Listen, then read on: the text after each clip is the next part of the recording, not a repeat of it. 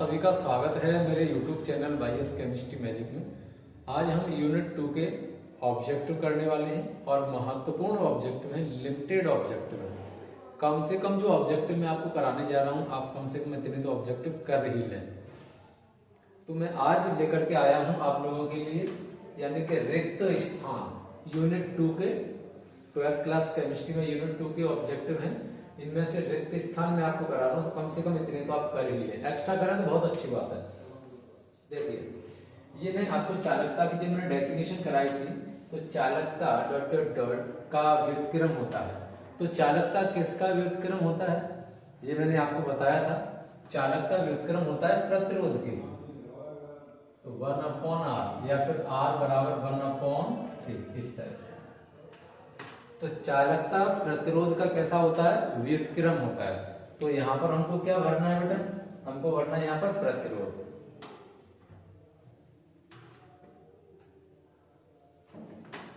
तो यहां पर हम करेंगे चालकता प्रतिरोध का व्युत्क्रम होता है। उम्मीद है ये समझ में आया होगा। अगला है विशिष्ट चालकता की इकाई। जब मैंने विशिष्ट चालकता की डेफिनेशन कराई थी, तो विशिष्ट चालकता की डेफिनेशन में मैंने आपको ये करवाया था। तो इसकी यूनिट होती है ohm inverse into centimetre inverse.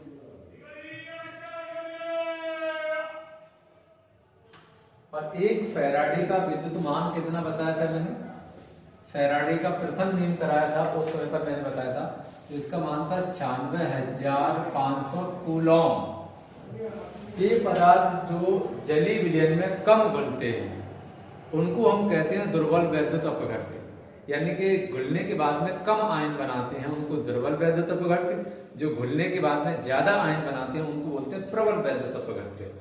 तो यहाँ पर हमको क्या लिखना है, देखो, वे पदार्थ जो जलीय विलयन में कम आयनित होते हैं, उनको क्या कहते हैं, दुर्बल। और लिखना है डिटेल से, तो दुर्बल वैद्युत अपघट्य।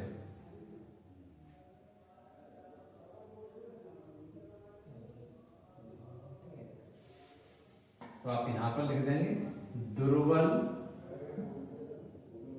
वैद्युत अपघट्य। मैंने दुर्बल वैद्युत अपघट्य के कुछ एग्जाम्पल भी करवाए थे। एसिटिक अम्ल, ये देखो, ये रहा इसका एग्जाम्पल। मैंने दुर्बल वैद्युत अपघट्य के 3 एग्जाम्पल करवाए थे। CH3COOH एक एसिटिक अम्ल है, इसका नाम देखो ये रहा। एसिटिक अम्ल एक क्या है, प्रबल की दुर्बल, दुर्बल वैद्युत अपघट्य।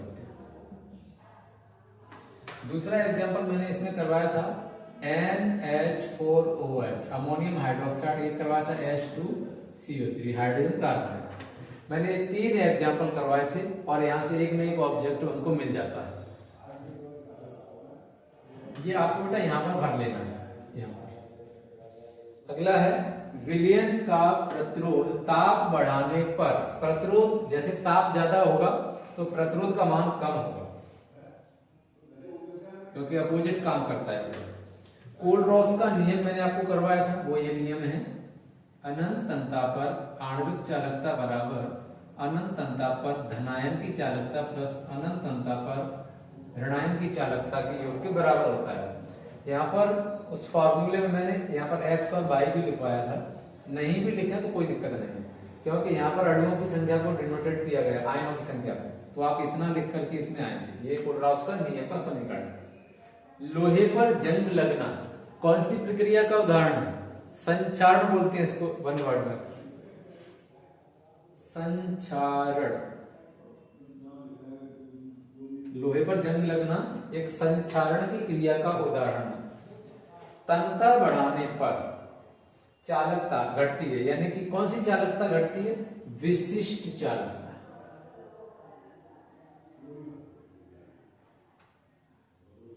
तो उम्मीद है कि इतनी ऑब्जेक्टिव आप आराम से कर पाएंगे, इनमें कोई दिक्कत नहीं आएगी।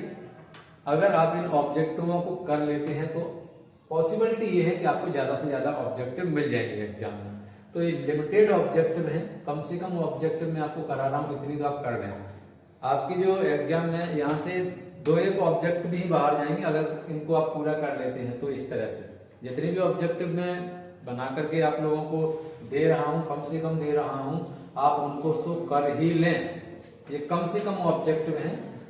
तो मैं साइड हो जाता हूं। उम्मीद है आपको सभी दिख रहे होंगे। इन सभी ऑब्जेक्टिवों को आप अपनी फेयर कॉपी में नोट कर लें, इनको याद कर लें अच्छे से और इन पर बार बार प्रैक्टिस करें। अगर ज्यादा नहीं कर सकते हो तो कम से कम इतना कर ही लें।